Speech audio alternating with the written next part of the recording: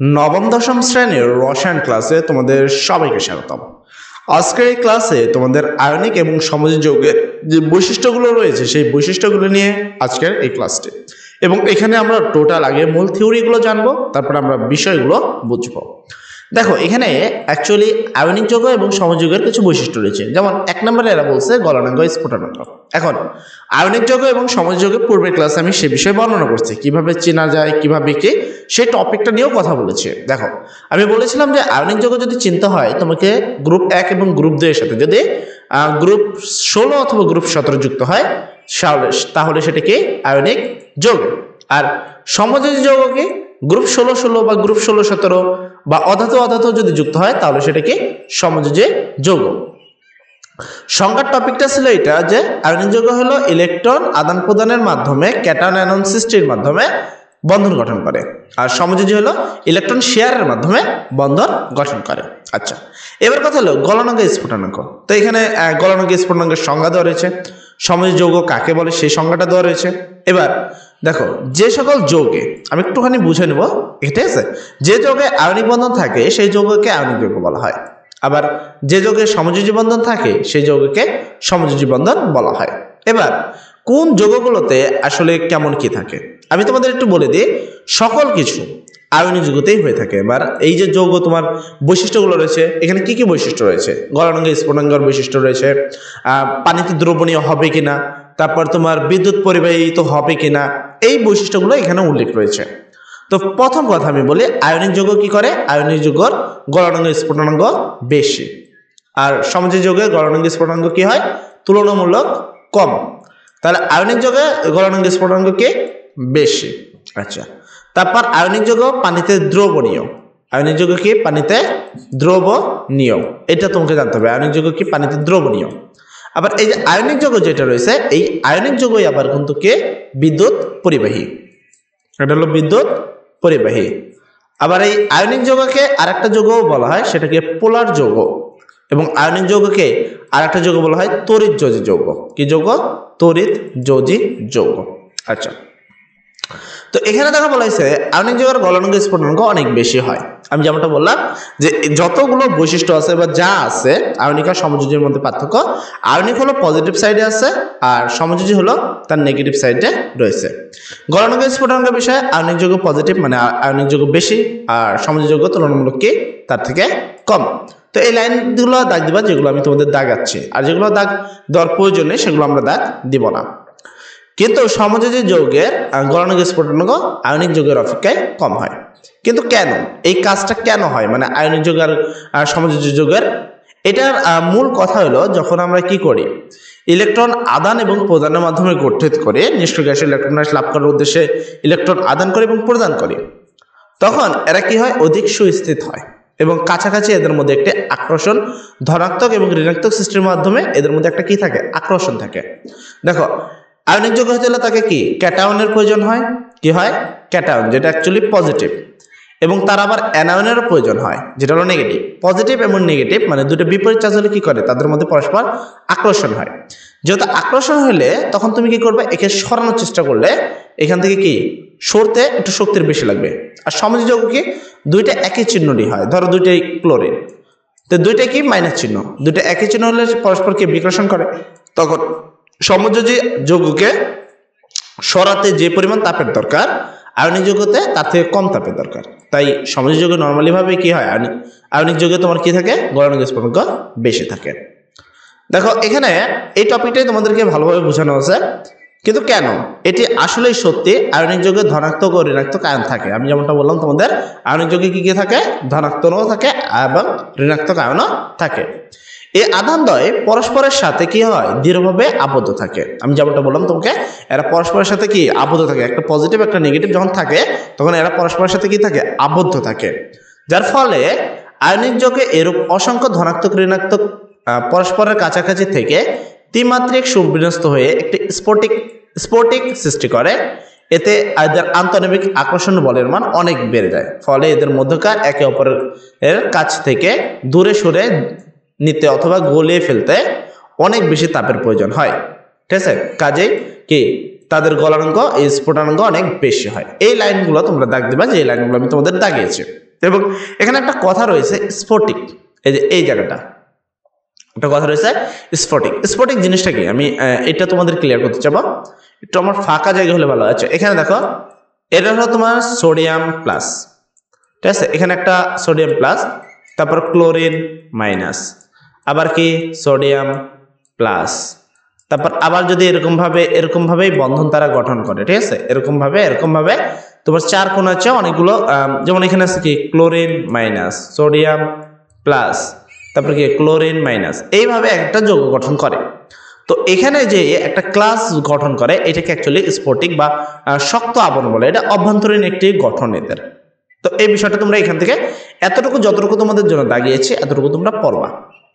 এখানে আরো কিছু লেখা আছে, এগুলো তোমাদের তেমন পড়ার প্রয়োজন পড়বে না, তাও যদি চাও করতে পারো। অপরদিকে সমযোজী অণুসমূহের মধ্যে আয়নীকরণ আন্তঃআণবিক আকর্ষণ মূলত দুর্বল ভ্যান ডার ওয়ালস বলের কারণেই হয়ে থাকে। এটা আমি অ্যাকচুয়ালি পড়তে চাই না, এই জন্য পড়ার মধ্যে আটকে গেলাম।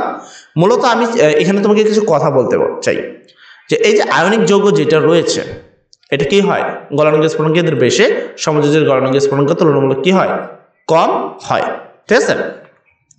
আর এখানে আন্তঃআণবিক আকর্ষণ শক্তির একটা কথা বলছে, আন্তঃআণবিক মানে কি এদের কণার মধ্যে যে আকর্ষণ শক্তি থাকে সেইটা, ঠিক আছে। এবার প্রশ্ন হলো এ ধরনের জায়গা থেকে কি ধরনের প্রশ্ন আসে, এই যে তোমরা যেটা দেখতে পাচ্ছ এ ধরনের জায়গা থেকে কি ধরনের প্রশ্ন আসে। এক তো খ নম্বর যদি প্রশ্ন বলে তাহলে বলে দেয় যে আয়নিক ও সমযোজী যৌগের মধ্যে কার গলনাঙ্ক স্ফুটনাঙ্ক বেশি।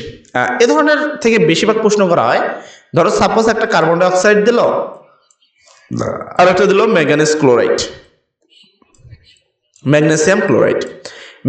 ক্লোরাইড ও কার্বন ডাই অক্সাইডের মধ্যে কে অধিক বেশি গলনাঙ্ক স্ফুটনাঙ্ক, বা কার গলনাঙ্ক সবচেয়ে বেশি, বা কার স্ফুটনাঙ্ক সবচেয়ে বেশি, এই ধরনের প্রশ্নগুলো তোমাদের ম্যাক্সিমাম দেখা যায়। তো এই প্রশ্নগুলোর উত্তর দেওয়ার জন্য তোমাকে এই যে বিবরণটুকু এখানে দাগ দিলাম এতটুকু তোমাকে পড়া তোমার জন্য ইম্পর্টেন্ট। বাট এখানে যতটুকু আছে এটা তেমন প্রয়োজন পড়বে না, তোমার সমস্যা নেই। এখানে দেখো বলছে সমযোজী যৌগে আন্তঃআণবিক বল অনেক কম থাকে, এটা কি আয়নিক যৌগের কথা বলছে, আয়নিক যৌগে এটা কি অনেক বেশি থাকে, তাই আর কি গলনাঙ্ক অন্তরী। অপরদিকে সমযোজী যৌগে কি আন্তঃআণবিক অনেক কম থাকে, এই জন্য এদেরকে সামান্য তাপ দেওয়ার ফলে এদেরকে কাছাকাছি পরস্পর থেকে দূরে সরে যায়, অর্থাৎ এদের গলনাঙ্ক স্ফুটনাঙ্ক অনেক কম। তো তুমি চাইলে এই লাইনটাকেও দাগ দিতে পারো, এখান থেকে শুরু করে এই পর্যন্ত, মানে অনেকটা বেশি পড়ার জন্য তোমরা এই পর্যন্ত দাগ দিতে পারো। বাট খ নাম্বার প্রশ্নের জন্য অতটুকু, এই যে উপরে যতটুকু দাগেছে এতটুকু যথেষ্ট। গ ঘ প্রশ্নের জন্য তোমরা এই দুইটা টপিকে দাগ দিবা, ঠিক আছে। তো এখানে দেখো কিছু যৌগ তোমাদের দেখাই। সোডিয়াম ক্লোরাইড, যেহেতু সোডিয়াম গ্রুপ নম্বর 1 অবস্থিত তাই একটা আয়নিক যৌগ।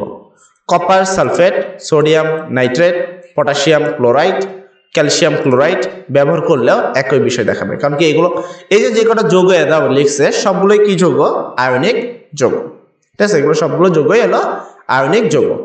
আরেকটা বিষয় আমি যেমনটা বললাম যে আয়নিক যৌগ তোমার কি হয়, পানিতে দ্রবণীয় হয়।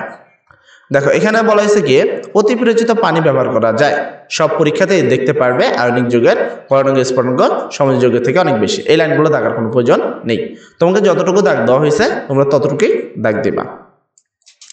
এরপর দ্রব্যতা ও দ্রবণীয়, আমি আগেই বললাম যে আয়নিক যৌগ হলো সব দিকে পজিটিভ, আয়নিক যৌগগুলো কি সব দিকে পজিটিভ, তার মানে আয়নিক যৌগ পানিতে দ্রবণীয় আর সমযোজী যৌগ পানিতে অদ্রবণীয়।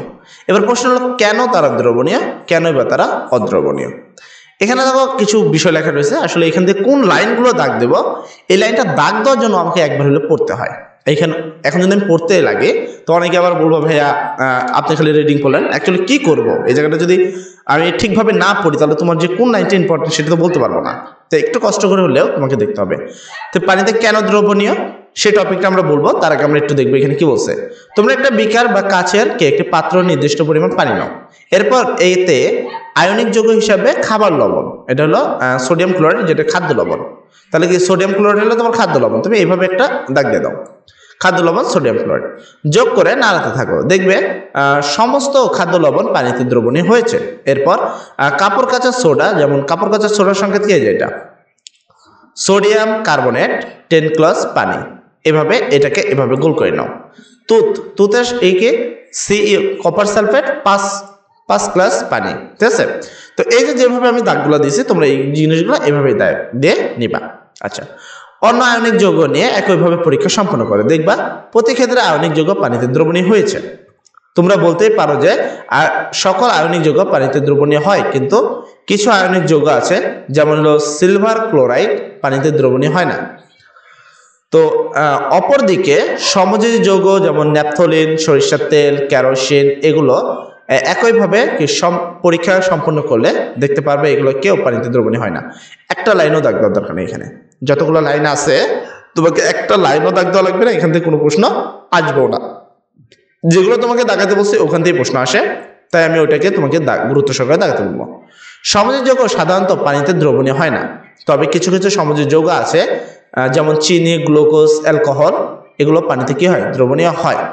তো তোমার কিছু জানা লাগবে না, তোমাকে এই লাইনটা তুমি দেখবে না। সমযোজী যৌগ যেমন চিনি, গ্লুকোজ, অ্যালকোহল এটা কি? এগুলো হলো সমযোজী যৌগ হওয়ার সত্ত্বেও পানিতে কি হয়? দ্রবণীয় হয়। তো এটা ব্যতিক্রম জিনিস তোমাকে জানতে হবে।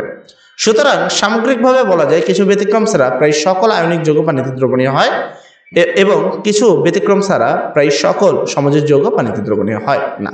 আচ্ছা, এইগুলো যে লাইনগুলো দেখালাম জাস্ট এগুলোর মধ্যে যেই গোলগুলো দিলাম তোমাদের জন্য, সেই গোলগুলো ছাড়া এখানে তোমাদের কোনো ইম্পর্টেন্ট কোনো লাইন নেই, তো সেগুলো তোমাকে দাগানোর কোনো প্রয়োজন পড়বে না। অধিকাংশ সমযোজী যৌগ পানিতে দ্রবণীয় হয় না, তবে কিছু কিছু সমযোজী, এই যে লাইনগুলো বলছে এখানে না কোনো ব্যাখ্যা দিচ্ছে না কোনো কিছু করছে, জাস্ট তোমাকে বোঝানোর তারা চেষ্টা করছে। তো এখান থেকে তোমাকে কোনো কিছু আপাতত যেই লাইনগুলো আমরা দাগাবো সেটা দাগাবো। মূলত এখান থেকে আমাদের যেটা জানতে হবে যে আয়নিক যৌগ পানিতে কিভাবে দ্রবণীয় হয়। এটা যদি বই না হয়ে একটা সাপ্লিমেন্ট বা আমরা যদি নিজের মতো করে একটা প্রশ্ন বানিয়ে প্রশ্ন তোমাদের বোঝাতে পারতাম, তাহলে এতক্ষণে এই বিষয়টা বুঝে তোমাকে দিয়ে যেত, একবারে ইন্ট্রোটাও তুমি বুঝে যেত। কিন্তু কি করবো, বইয়ের বাইরে পড়ালে সমস্যাই তোমাদের দেখা যায় যে না ভাই আপনি বইয়ের বাইরে কেন পড়াবেন। তো আমরা বই থেকেই যেন তোমাদের টপিকগুলো বোঝানোর চেষ্টা করছি, তো যার কারণে আমাদের বইয়ের কিছু কিছু অংশগুলো পড়তে হচ্ছে। সচরাচর আমরা এই টপিকটা দেখে এবং এই টপিকটার উপরে একটা লেকচার করে দিয়ে দিই একটা ছাত্রদের, এনাফ তাদের জন্য হয়ে গেল। কিন্তু তোমাদের অনলাইনে এসে আসলে এটা পড়তে হয়, যেটা একটা অনেকটাই বোরিংও লাগে আমার নিজের কাছেও, তারপরে কিছু করার নেই। চলো দেখি সমযোজী যৌগ পানিতে দ্রবীভূত হয় কারণ কি। এর কারণ জানতে হলে প্রথমে পানির বন্ধন গঠন সম্পর্কে জানতে হবে। তোমরা জানো পানি একটি সমযোজী যৌগ। পানি কি যৌগ? সমযোজী যৌগ। শুধু পানি যে সমযোজী যৌগই না, পানি একটা আয়নিক যৌগও হয়, বুঝছো? পানির অণুতে একটি অক্সিজেন পরমাণুর সাথে দুইটি হাইড্রোজেন পরমাণু শেয়ারের মাধ্যমে সজীব বন্ধন থাকে, কিন্তু অক্সিজেন এখানে জাস্ট এই টপিকটা এটা দেখে নাও। আচ্ছা, কি অধিক তড়িৎ ধনাত্মক হয় পানির অণুতে সমযোজী বন্ধনে এগুলো ইলেকট্রন কি অর্জনের দিকে সামান্য থাকে, এর দরকার নেই, যে কারণে অক্সিজেন পরমাণু বা আংশিক ধনাত্মক আংশিক ঋণাত্মক আধান ও কি হাইড্রোজেন পরমাণু আংশিক ধনাত্মক আধান প্রাপ্ত হয়। অর্থাৎ কি লেখে এগুলো কি দরকার, এগুলো দরকার নেই। এখান থেকে তোমরা হয়তোবা দাগ দিতে পারো। দেখো এরকম ধনাত্মক ও ঋণাত্মক আধান প্রাপ্ত সমযোজী যৌগকে পোলার যৌগ বলা হয়, দরকার নেই। পানি একটি পোলার যৌগ। দ্রাবক হিসাবে পানি একটি পোলার দ্রাবক। মনে রাখবে সমযোজী বন্ধনস্থ ইলেকট্রন যুগলকে কোনো পরমাণু কর্তৃক নিজের দিকে আকর্ষণ করার ক্ষমতাকে উক্ত পরমাণুর তড়িৎ ধনাত্মকতা বলে, ঋণাত্মকতা বলে। তো এটা তুমি দাগ দিতে পারো, তড়িৎ ঋণাত্মকতা কাকে বলে, এই লাইনটা তুমি দাগ দিবা, তড়িৎ ঋণাত্মকতা কাকে বলে। যেমন এখানে ডেল্টা রয়েছে, ডেল্টা প্লাস ডেল্টা মাইনাস দিয়ে আংশিক ধনাত্মক আধান এবং আংশিক ঋণাত্মক আধান বোঝানো হয়, এই লাইনটা তোমাকে দাগ দিতে হবে। এখানে এখনো মেন যে টপিকটা আমি খুঁজছি এখন পর্যন্ত বই আমি ওই টপিকটা পাইনি, এখনো এখানে অনেকটাই রয়েছে, যার ফলে হয়তো এখনো পাইনি বিষয়টা, যেটা তোমাকে পড়তে হবে। পোলার দ্রবক পানিতে আয়নিক যৌগ যোগ করলে পানির অনুসময়ের ধনাত্মক প্রাপ্ত এই লাইনটা দাগ দেবা। অ্যাকচুয়ালি এতক্ষণ ধরে আমি এই লাইনটাকে খুঁজছিলাম, এই লাইনটা হলো তোমাদের জন্য ইম্পর্টেন্ট, এবং এই টপিকটার উপরে যদি কিছু পড়াতে হয় আমাকে এই লাইনটা তোমাকে পড়তে দিতে হবে। এবং এই যে লাইনটা রয়েছে খুবই গুরুত্বপূর্ণ একটি লাইন, যে একটা আয়নিক যৌগ কিভাবে পানিতে দ্রবণীয় হয়। একটা জিনিসের আয়নিক যৌগ ধনাত্মক প্রান্ত পানির ঋণাত্মক প্রান্তের সাথে আংশিক দ্রবীভূত, এই বিষয়টা এখানে লেখা আছে। দেখো পোলার দ্রবকে পানিতে আয়নিক যৌগ বলে, যোগ করলে পানির অণুগুলো ধনাত্মক, মেন কথা এখানে বলা হয়েছে একটা জিনিসের ধনাত্মক প্রান্ত পানির যে ঋণাত্মক প্রান্ত রয়েছে, মানে পানির ঋণাত্মক প্রান্ত এটার সাথে কি হয়, কানেক্ট হয়। সেম ভাবে একটা জিনিসের ঋণাত্মক প্রান্ত পানির ধনাত্মক প্রান্তের সাথে কানেক্ট হয় করে কি হয় পরস্পরের সাথে কি অ্যানায়ন ক্যাটায়ন পরস্পরের সাথে বিচ্ছিন্ন না হয়ে পানির অণু থেকে পরিবেষ্টিত হয়। এভাবে আয়নিক যৌগ পানিতে দ্রবণীভূত হয়। এই বিষয়টা তোমরা এখান থেকে খুব সুন্দর করে পড়বা। আচ্ছা, এরপরে মোটামুটি আমাদের পরবর্তী টপিক হলো বিদ্যুৎ পরিবাহী। এটা বিষয়ে আমি নেক্সট ক্লাসে বলবো। আজকের ক্লাস আমরা এত করে রাখবো, অলরেডি ক্লাস অনেক বড় হয়ে গেছে। তো সবাই ভালো থাকো, সব জন্য দোয়া করি। আসসালামু আলাইকুম।